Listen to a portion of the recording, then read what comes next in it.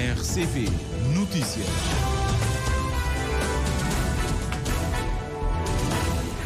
Três horas em Cabo Verde, momento para o Jornal da Tarde da RCV, edição para esta quinta-feira. Abrimos conhecendo os títulos. Boa tarde. Procurador-Geral da República de Portugal espera celeridade no caso do assassinato de Odair Muniz e diz que cabe ao Ministério Público Português apurar se estava ou não armado quando foi morto. Primeiro-Ministro lamenta a morte de Odair Varela e diz que o Governo está a acompanhar o caso e pede que não se enverede pela violência. São Filipe é um produto usado na pulverização para se combater a proliferação dos mosquitos. Parece que a situação afeta outros pontos do país. Empresários nacionais poderão integrar a CV Logística enquanto sócios, conforme o Governo. Força Aérea Turca ataca os curdos após atentado que matou pelo menos 5 pessoas. Desenvolvimento destas e outras notícias para acompanhar neste jornal, numa edição do jornalista Anatólio Lima. Boa tarde.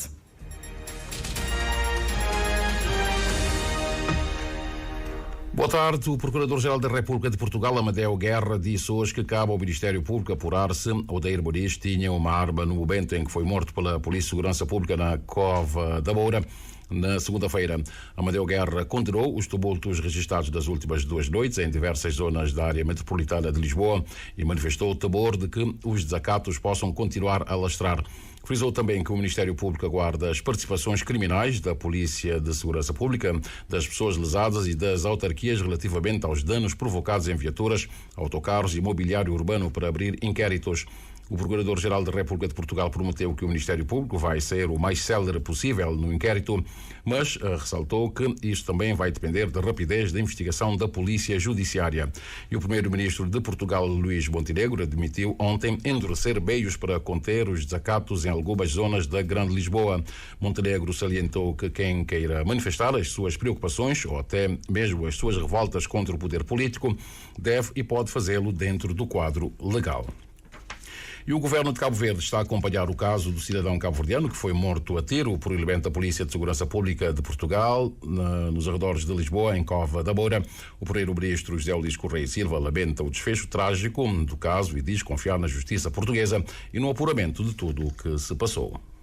Nós confiamos na justiça portuguesa, nas suas instituições. O processo está em investigação criminal e esperamos que a justiça se faça com a celeridade necessária e com a responsabilização que couber se o apuramento conduzir a essa realidade e saber que nós estamos perante um cidadão cabo-verdiano, creio que também é português, e que quando coisas deste tipo acontecem, atingem também as nossas comunidades e atingem Cabo Verde. E esperamos que se faça justiça. A forma como os partidos políticos portugueses reagiram ao caso também mereceu uma reação do Primeiro-Ministro cabo-verdiano. E dizer também que nós repudiamos todo o discurso político realizado por... Aqui eu tenho que dizer, porque não posso generalizar a política portuguesa, mas há um partido político, há um dirigente político, particularmente o presidente do Chega, que fez uma declaração a todo título incendiário, numa realidade que cria muitas emoções e pode provocar reações ainda muito mais negativas. Quando se está ainda num processo de investigação, não se pode atirar culpas e da forma como foi feito a pessoas, em concreto, mais a comunidades, aos imigrantes e à imigração cabo-verdiana, relativamente a um acontecimento lamentável, mas, como eu disse, que ainda está em processo de apuramento, de investigação, e a investigação criminal irá dizer depois da sua verdade relativamente a todo o cenário a tratar. A comunidade cabo-verdiana radicada na Cova da Moura e outros bairros vizinhos, José Luís Correia Silva, pede que não enverede pela violência, deixando as autoridades judiciais portuguesas realizar o seu trabalho à luz da lei. E as associações cabo-verdianas em Portugal estão em contacto, tentando arranjar formas de apoiar a família de Odair Muniz. As declarações são da presidente da Associação Cabo-Verdiana de Lisboa, Dulcineia Souza, realça que no seio da comunidade há um sentimento de revolta, conforme o Moisés Évora. Turcínia Sousa adianta que, de uma forma geral, os cabo-verdianos em Portugal vivem tal situação com grande revolta por se tratar da perda de uma vida humana, a perda de um jovem e pai de família em circunstâncias tristes. Compreendemos que não é fácil estar a viver uma situação destas, não é fácil por parte dos familiares, não é fácil por parte dos amigos e das pessoas que eram mais próximas, portanto o sentimento neste momento, além de profunda tristeza típica do luto, é também a revolta pela situação em si. Turcínia Sousa realça que as associações estão unidas e tentando encontrar formas de apoiar a família enlutada. Associações existem precisamente para isso, para apoiar a comunidade. Portanto, juntamente com outras associações com quem por acaso tenho estado em contacto, nomeadamente associações da Cova da Moura, onde a tragédia aconteceu, nós estamos disponíveis para dar o apoio que nos for possível dar. Neste momento o importante é mesmo focar-nos na família que está a sofrer uma dor profunda e tentar ver o que é que podemos fazer para apoiar na medida daquilo que for possível fazer. E a Rádio da Cabo Verde tem estado também em contacto com a PJ portuguesa. À semelhança de outros casos, a PJ em Portugal já se prontificou em falar para a Rádio Pública após as investigações. Vamos aguardar então para saber aquilo que vai apurar a Polícia Judiciária de Portugal, neste caso do assassinato do Odair Bolis pela Polícia de Segurança Pública de Portugal. E a Delegacia de Saúde de São Filipe está sem um produto usado na pulverização de mosquitos, conhecido por abate, no âmbito do combate à dengue. Tudo indica que o problema é a nível nacional. Entretanto, até a chegada do produto na próxima semana, a Delegada de Saúde no Fogo, São Filipe, pede aos sanfilipenses que não abaixem a guarda e continuem com as medidas preventivas, conforme a Anabela Varela. De acordo com informações obtidas pela nossa reportagem, a falta de abate usado no controle de mosquitos é um problema nacional, o que resultou na suspensão das campanhas de pulverização nas áreas afetadas. São Filipe é um dos municípios com maior número de casos confirmados de dengue no país. Embora tenha havido uma redução de casos nos últimos dias, as medidas preventivas devem ser mantidas. Em conversa com a delegada de saúde de São Filipe e Santa Catarina, Lady Spínola, que não pôde conceder entrevista devido à sua agenda, foi confirmada a falta de inseticida. Contudo, outras ações, como campanhas de limpeza e sensibilização, continuam no terreno. Spínola apelou à população para que não baixe a guarda e reforça a necessidade de manter medidas preventivas como evitar água parada, cobrir recipientes de água, usar redes nas janelas e aplicar inseticida em spray dentro de casa. Este cuidado é ainda mais importante enquanto o fornecimento de abate não é restabelecido na Delegacia de Saúde. Segundo a delegada, o produto está previsto chegar a Cabo Verde na próxima semana, com distribuição esperada também para a Ilha do Fogo logo em seguida. Embora haja sinais de redução nos casos confirmados de dengue, o combate deve continuar intensamente para alcançar a meta de encerrar o ano sem casos, conforme o objetivo estabelecido em São Filipe, numa ação conjunta entre a Delegacia de Saúde e a Câmara Municipal. Falemos agora da economia. O setor privado poderá vir a integrar a empresa CV Logística Agroalimentar, cujo objetivo é o de criar as condições para o tratamento e transporte dos produtos agroalimentares e pesqueiros e para o seu armazenamento e transporte para os mercados consumidores. Este é um dos entendimentos que saem do encontro realizado na manhã de hoje entre o Governo e representantes do setor privado aqui na Praia para a socialização dos meandros do funcionamento da empresa criada pelo Governo no início deste mês, através de uma parceria com Correios de Cabo Verde. O Cândido Amorim Forte esteve em conversa com os empresários e traz aqui os pormenores. As empresas privadas podem vir a integrar a empresa através da entrada no seu capital social, conforme previsto nos estatutos que também estabelecem que a decisão de abertura do capital social ao setor privado depende da Assembleia Geral, que é composta pelos acionistas Estado e Correios. O Governo, representado pelo Ministro da Agricultura, Gilberto Silva, garante que o objetivo é sim apoiar os empresários do setor, que é caracterizado pela sua pequena escala, através da sua modernização. Estamos a falar do transporte dos produtos recolhidos, tratados após a colheita e colocados no mercado, servindo não só os agricultores, mas as empresas que também se dedicam ao comércio. Veja, você é um pequeno agricultor e precisa de um trator que consegue, por exemplo, remover as pedras e fazer todo o trabalho.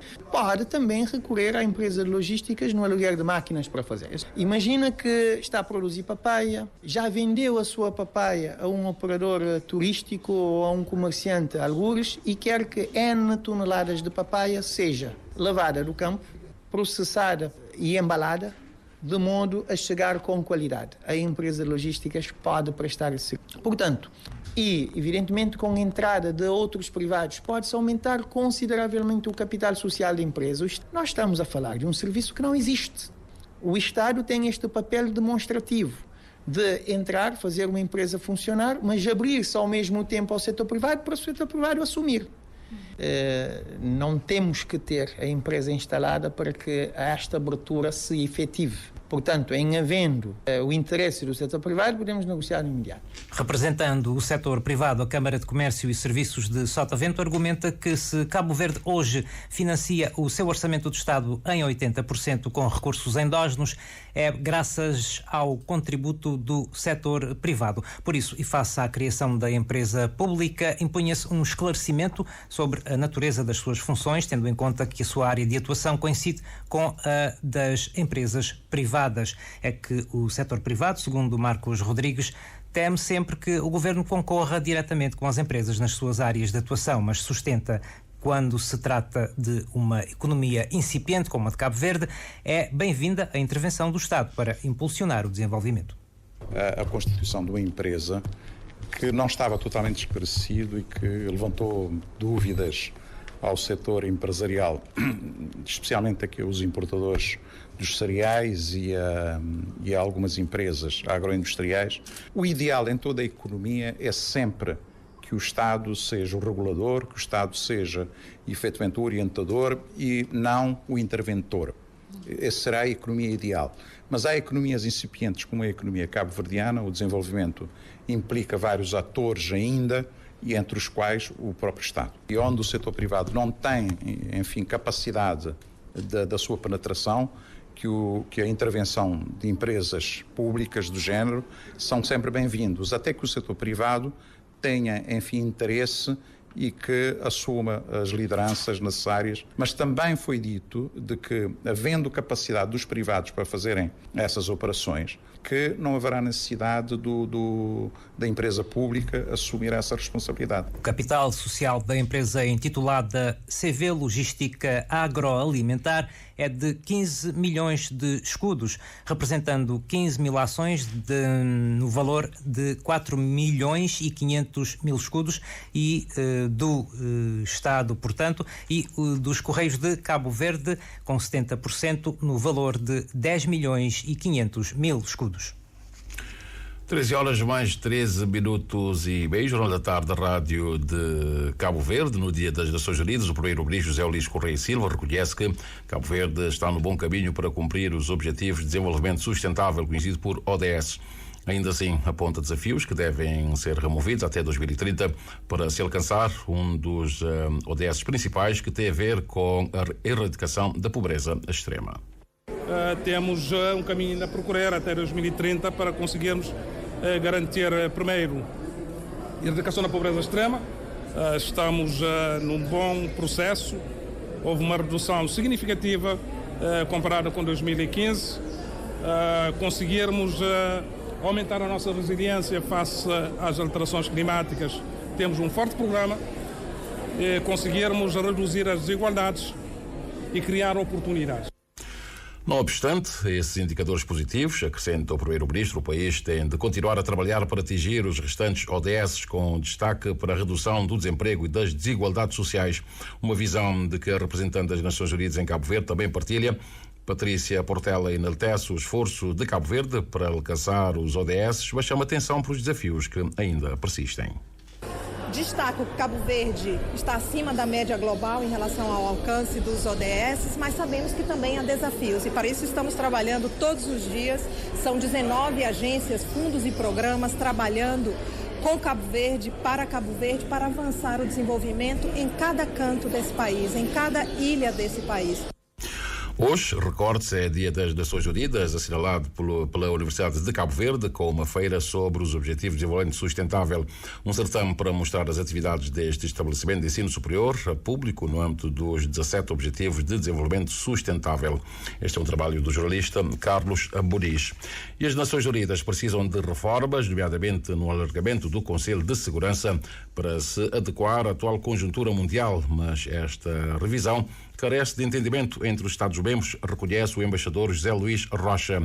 O diplomata cabo-verdiano mostra-se otimista em relação ao futuro da organização, que completa hoje 79 anos da sua criação. O José António dos Reis esteve em conversa com o diplomata.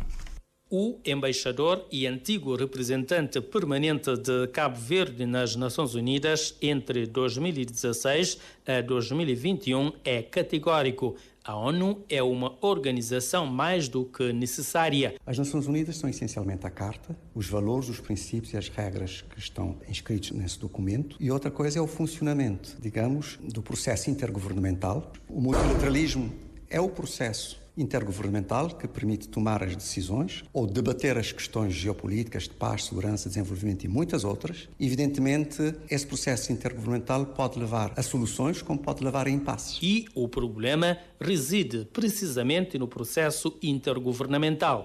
O embaixador lembra que o atual secretário-geral conseguiu introduzir um conjunto de reformas, mas observa que a revisão do Conselho de Segurança não tem avançado por depender do processo intergovernamental. Nomeadamente, o alargamento. Neste momento são 15 Estados-membros, aos 5 permanentes e os 10 não permanentes. Os 10 não permanentes são reeleitos de 2 em 2 anos. A expansão é a primeira regra. O equilíbrio regional da representação. Neste momento, a África é o único continente que não tem representação. E existe mesmo um consenso, o consenso de El Zouini, que defende que a África deve ter pelo menos 2 Estados permanentes e 5 não permanentes. Mas o que eu escrevi ainda há dias é que não se vai fazer uma reforma só para atender à África. O embaixador José Luís Rocha indica que o mundo precisa de uma organização das Nações Unidas que possa desbloquear alguns mecanismos de funcionamento. Entretanto, mostra-se otimista em relação ao futuro, lembrando o Pacto Global adotado pela organização. Há um pacto que fixou um conjunto de objetivos. Este pacto já foi adotado. Agora é preciso, de facto, que haja consenso e vontade dos Estados-membros para a implementação deste pacto. O pacto não irá se implementar sozinho, vai depender da boa vontade dos Estados-membros, mas as Nações Unidas são um processo lento, são um processo de pequenos passos. Já dizia o Kissinger a propósito de uma outra questão da sua diplomacia, mas algo semelhante também se passa nas Nações Unidas. Muitas questões que hoje são normais em matéria de direitos humanos, em matéria de desenvolvimento, que são normais ou evidentes hoje, não eram há 30, 40 anos atrás. Portanto, há que acreditar que é um processo. A Organização das Nações Unidas foi fundada num dia como hoje, em 1945.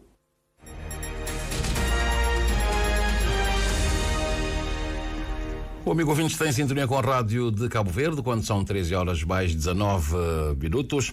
O Centro Socioeducativo Orlando Patera enfrenta o desafio de conseguir um centro de acolhimento para os jovens acima dos 16 anos de idade que se encontram em conflito com a lei. É que entre os 28 internos há também alguns com idades entre os 16 e os 21 anos, situação que vem dificultando o trabalho de reeducação dos menores e a sua reintegração no seio familiar, sociofamiliar. Informações avançadas pela Ministra da Justiça à margem da palestra intitulada O Meu Hoje perante o Amanhã, perspectiva para o futuro. A Joana Lopes tem os pormenores. Os menores acolhidos pelo Centro Orlando Pantera são enviados pelos tribunais ao centro na sequência da aplicação da Lei Tutelar Socioeducativo, a medida de internamento para melhorarem o comportamento e serem preparados para reintegração na sociedade. No entanto, entre eles, alguns têm maioridade penal e muitas vezes apresentam comportamentos tão desviantes que acabam por contagiar os menores. Daí que a Ministra Ministra da Justiça, Joana Rosa, defende a necessidade de se criar centros específicos para atender esta franja juvenil, já que o Centro Orlando Pantera não está preparado para os acolher. Eu tenho a obrigação de criar espaços para aqueles maiores também, que o tribunal, ao invés de mandar-se para a cadeia, está dando uma outra oportunidade. E que ela também tem sido um desafio ao nível do governo. Aliás, numa prova, no ano passado, em 2023, regime jurídico de crianças e adolescentes em perigo, que está falando nos centros de acolhimento. E, portanto, na possibilidade que o governo se cria para não ter espaços outros, que não o Centro Orlando Pantera, para recuperar aqueles menores, para dar as oportunidades e para preparar também para não combater a delinquência juvenil. No âmbito da reeducação dos menores em conflito com a lei, vários são os especialistas que vão ao centro levar reflexões à volta de assuntos que propiciem a sua reintegração sociofamiliar, como é o caso do tema da palestra de hoje. Eu trago aquela palestra ali, primeiro com o tema de falar, tinha hoje perante amanhã. Quer dizer que o que é passado, se meu psicólogo falar, eles têm que esquecer de passado. Eles têm que hoje, mas se está ali no centro, é preciso recuperação. E a nossa função é trabalhar-se, recuperar-se. Mas tem que também mentalizar. Se eles querem vir diferente lá fora amanhã, para não preparar-se para vir fora. O propósito é promover a sua eficaz reinserção social após o período de internamento. E a construção de uma paz duradoura exige justiça e perdão, e a religião pode ser um importante mediador na superação de conflitos. Defende Pedro Pato, um dos oradores do 2º Simpósio Internacional sobre Teologia Política. Já o orador João Manuel Duque, teólogo e pró-reitor da Universidade Católica Portuguesa, embora reconheça a complexidade da relação entre a política e a religião, defende que a religião, especialmente o cristianismo, pode influenciar positivamente a vida política, servindo como um guia moral para os líderes e promovendo valores como a justiça e também a fraternidade. A Ednea Barros tem os pormenores. O contexto da tensão política marcado por conflitos no Oriente Médio e Europa evidencia a necessidade da harmonia social, adianta o juiz Pedro Pato. Também ele, presidente da Comissão Nacional de Justiça e Paz de Portugal, afirma que neste particular a religião pode contribuir para a superação do ódio e fomentar a paz com base na confiança mútua e fraternidade. A paz não é só a ausência de guerra, a paz é aquilo que se dizia quando eu falei da mensagem de João Paulo II, curar em profundidade as feridas que ficam sempre depois de uma guerra, seja qual for o seu desfecho, seja qual for o seu resultado, para que de facto não subsista à volta. É o que nós vemos em relação ao Médio Oriente, quer dizer, já é uma situação que já há várias gerações, porque nunca houve este aspecto de tentar a reconciliação. Também podemos dizer que nunca houve uma plena justiça em relação aos direitos de uns e de outros. E, portanto, há que superar isso. É a única forma, de facto, de construir uma paz que seja uma paz justa e duradoura. Precisamente a religião, esta dimensão do perdão é algo que podemos dizer que é muito característico do cristianismo, não é? Portanto, perdoar 70 vezes 7, se calhar em mais nenhuma outra religião, esta dimensão do perdão tem um alcance tão grande como tem no Evangelho, não é? Portanto, pode ser este um contributo que o cristianismo pode dar à sociedade. Um contributo que deve servir de alerta para o exercício do poder político, para que não perca de vista as necessidades de toda a população. Reforça o orador teólogo Manuel Duque, pró-reitor da Universidade Católica Portuguesa. É um recordarmos permanentemente o nosso horizonte político, que é o horizonte da participação máxima da população toda, permanentemente, se for possível. Que isso nem sempre acontece com as classes ditas políticas mais partidárias. É verdade, que isso provoca diríamos até algum desencanto no exercício da política. É verdade, e eu acho que é disso que nós padecemos mais no caso concreto dos nossos países e, portanto, incentivar a que a população ganhe de novo interesse pela política, mas mesmo que não seja um interesse do exercício do poder no sistema partidário comum, é o interesse da participação permanente. Segundo o teólogo João Manuel Duque, a religião, além de ser uma questão individual, está intrinsecamente ligada à vida social e política. Embora a relação entre a religião e a política seja complexa, Duque argumenta que a religião, em última análise, revitaliza o poder humano. E por falar em política, Ribeira Grande de Santiago vai contar com uma candidatura independente que pretende alavancar o desenvolvimento do município, imprimindo uma gestão transparente, inclusiva e eficaz, com o objetivo de alavancar também o desenvolvimento, aproveitando as potencialidades e os recursos endógenos do município berço da cabo-verdianidade. A lista para a Câmara é liderada por Cláudia Almeida e a Assembleia Municipal por Odair Assanches. José Antônio dos Reis tem os pormenores. A lista para a Câmara é liderada por Cláudia Almeida, ex-vereadora no último mandato de Manuel de Pina, ou seja, 2016-2020. A candidatura independente Podemos, formalizada no Tribunal da Comarca da Praia, segundo a candidata à presidência da Câmara Municipal da Ribeira Grande de Santiago, é inclusiva, integradora, constituída por pessoas idóneas, competentes e que estão engajadas no processo de desenvolvimento do Conselho. São lista constituída por jovens de diferentes áreas. Não tem desde jurista, não tem também pessoas de saúde, mas não tem um olhar especial para com os pedreiros, os agricultores, pessoas com deficiência. Então, não integra tudo que é... Para Cláudia Almeida, uma candidatura independente e liderada por uma mulher é a reposição da justiça social. Primeiro, para questões de liderança e segundo, para aquilo que a gente acredita uma mulher também é capaz.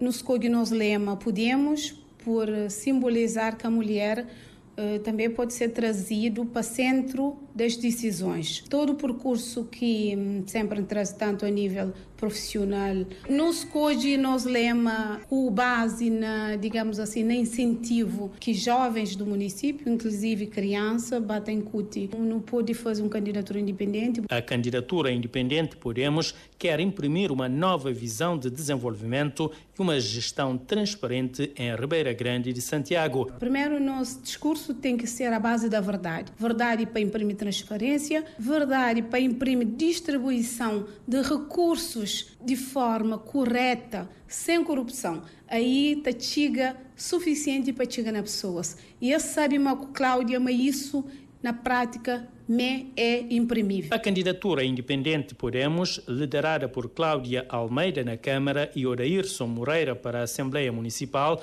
promete uma campanha cívica e vitoriosa para a Ribeira Grande de Santiago. E Cabo Verde está na lista dos países que não cumprem as suas obrigações financeiras com o Instituto Internacional de Língua Portuguesa. Entretanto, o diretor executivo do referido instituto, João Laurentino Neves, afirma que a situação do país está praticamente regularizada. A situação mais crítica é a da Guiné-Bissau, Guiné Equatorial, São Tomé e Príncipe, também Moçambique, outros Estados-membros que não cumprem há anos com as suas obrigações. A Dina Almeida tem os pormenores. O Instituto Internacional da Língua Portuguesa tem trabalhado para fortalecer os laços entre os países lusófonos e promover a língua portuguesa como veículo de cultura e conhecimento. No entanto, as dívidas de alguns Estados-membros representam um desafio para a instituição. Mas, por outro lado, João Laurentino Neves, diretor do ILP, destaca os avanços significativos alcançados pela instituição. E eu julgo que é de salientar, nós temos feito neste último ano, desde que assumi o mandato, temos feito avanços significativos. O FAP é um exemplo, mas nós temos 30 projetos a correr neste momento, a maioria dos quais com esta vertente multilateral. São projetos que estão a decorrer em vários países ao mesmo tempo e creio que demos aqui um salto em frente naquilo que é a missão do ILP de facto, promover a língua, mas com objetivos e com propósitos muito claros. Disto tenho sempre dado conta aos governantes. A colaboração com Cabo Verde, país sede do ILP, tem sido fundamental para o sucesso de iniciativas em diversos países africanos. Os contactos frequentes com o governo cabo-verdiano e a troca de informações têm permitido a conclusão do processo de regularização das obrigações do país com o ILP. Eu tenho frequentes contactos com o governo de Cabo Verde, a quem partilho todas as preocupações, mas também todos os avanços que o ILP tem feito. Reuni muito recentemente com o Sr. Ministro da Cultura, das Indústrias Criativas, reuni muito recentemente com a Sra. Secretária de Estado dos Negócios Estrangeiros e Cooperação, para lhes dar nota disto e também, obviamente, para avaliarmos aquilo que é a colaboração de Cabo Verde. E tenho tido uma resposta sempre muito positiva. A situação de Cabo Verde é praticamente regularizada. Apesar dos avanços, outros Estados-membros ainda não quitaram as suas dívidas com o ILP. pendências que comprometem a implementação de projetos e alcance dos objetivos da instituição. Há Estados-membros que temos contribuições obrigatórias, as chamadas contribuições ordinárias do ILP, temos Estados-membros que não cumpriram ainda essa obrigação com o ILP. Vou excluir o ano 2025, o ano 2024, porque ele ainda está a correr e, portanto, as contribuições relativas a esse país ainda estão a correr, digamos assim. Relativamente a anos anteriores, temos a Guiné Equatorial, temos a Guiné-Bissau, temos Santo Tomé e Príncipe e temos Moçambique. João Laurentino Neves falava à margem do anúncio público e entrega dos prémios aos vencedores da primeira edição do Concurso Internacional de Contos Minha Língua, Minha História e Meu Destino, uma iniciativa da Associação Educar, financiado pelo ILP, através do Fundo de Apoio aos Pequenos Projetos, no montante de 2.500 euros. 13h31. A Força Aérea da Turquia atacou alvos de militantes curdos do Iraque e também da Síria, numa aparente retaliação por um ataque a uma importante empresa estatal de defesa que matou 5 pessoas e feriu mais de 20 outras. O Ministério da Defesa da Turquia afirmou que mais de 30 alvos foram destruídos na ofensiva aérea, sem fornecer pormenores sobre os locais atingidos. O ataque ocorreu horas depois de supostos militantes curdos terem detonado explosivos e aberto fogo contra a empresa aeroespacial e de defesa TUSAS. Os 2 atacantes, um homem e uma outra mulher, também foram mortos, disse o ministro do Interior da Turquia. A Turquia efetua regularmente ataques aéreos contra o PKK, que tem uma base de apoio no Iraque, e contra também um grupo de milícias curdas na Síria, que está ligado aos militantes curdos. O PKK não se pronunciou de imediato sobre o sucedido. Ficamos por aqui. Temos 3h mais 31 minutos e meio, momento para vermos como é que está o movimento aéreo e marítimo do arquipélago. Temos neste momento uma aeronave da TACV que está prestes a deixar São Vicente, vem para a praia, com aterragem prevista aqui na praia por volta das 2h55. Não creio que a aeronave esteja em movimento neste momento. Está sim, portanto, estando em movimento, não pode chegar às 2h55, deve chegar dentro de 50 minutos aqui no aeroporto da praia. De resto, não temos mais ligações internas. Temos um aparelho a chegar neste momento da Neos, vem de Milão, Itália, e deve aterrar dentro de minutinhos aí no aeroporto de Rabil, para onde também vai um outro avião, é da TUI, vem de Manchester, e deve aterrar mais tarde às 2h17. Também para Rabil vai chegar às 2h28 o aparelho da Neos, que vem de Verona, na Itália, pelo que é o essencial daquilo que temos neste momento. Estranhamente, hoje não vimos os aparelhos da TAP que vêm para o arquipélago, e a esta hora costumam estar no ar a voar para Lisboa, mas hoje, conforme eu disse, estranhamente não vi nenhuma dessas aeronaves. Pela via marítima temos a navegar neste momento o Criolla, que está entre Fogo e Brava. Criolla que vai para o Porto do Furna, depois regressará a Vale dos Cavaleiros e virá à praia. No Porto de Vale dos Cavaleiros está nas imediações um navio cruzeiro que partiu do Porto Novo, está aí nas imediações do Porto de Vale dos Cavaleiros.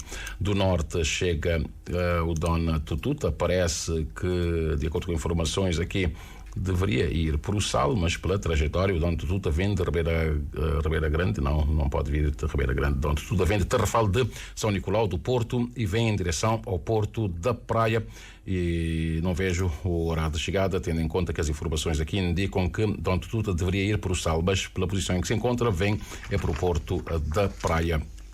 Partiu do Porto da Praia há algum tempo o Ostreia, vai para o Porto Novo. O Ostreia transporta derivados de petróleo e o Chiquinho está neste momento muito perto do Porto Grande em São Vicente, fazendo a sua ligação habitual entre Porto Novo e Porto Grande.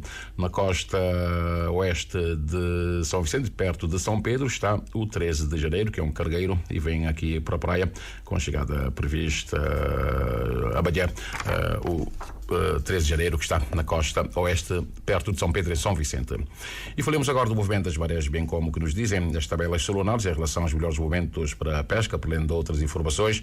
Para esta quinta-feira, 24 de outubro, o sol despontou às 6h27 e 32 segundos. O pôr do sol será às 18h, 8 minutos e 44 segundos. A lua está na fase quarto minguante, começou o dia visível no céu, pelo que primeiro pode-se ver o caso lunar que aconteceu pelo noroeste às 13h20.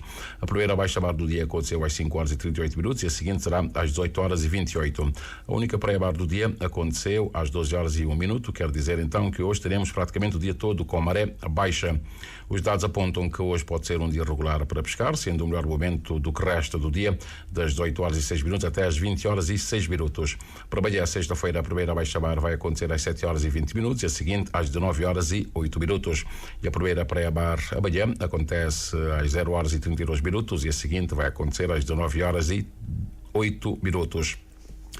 Em relação à pesca, Bira, a Bahia não é um bom dia para pescar. 13h35. Natália Lima, vamos recordar os títulos que fizeram esta edição do Jornal da Tarde. Dissemos que o Procurador-Geral da República de Portugal espera celeridade no caso do assassinato do Odair Muniz e diz que cabe ao Ministério Público português apurar se estava ou não armado quando foi morto. O Primeiro-Ministro de Cabo Verde lamenta a morte do Odair Varela e pede Odair Muniz e pede que o Governo, diz que o Governo está a acompanhar o caso e pede que não se enverede pela violência. São Filipe é um produto usado na pulverização para se combater a proliferação dos mosquitos. Parece que a situação afeta outros pontos do país. Empresários nacionais poderão integrar a CV Logística enquanto sócios, conforme o Governo. Força Aérea Turca ataca os curdos após atentado que matou pelo menos 5 pessoas. Foi assim um informativo às 13 com o Anatólio Lima. Os títulos regressam às 14 com a Carmelita do Rosário.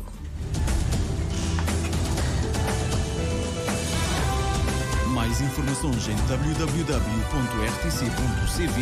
e na aplicação RTC Mobile.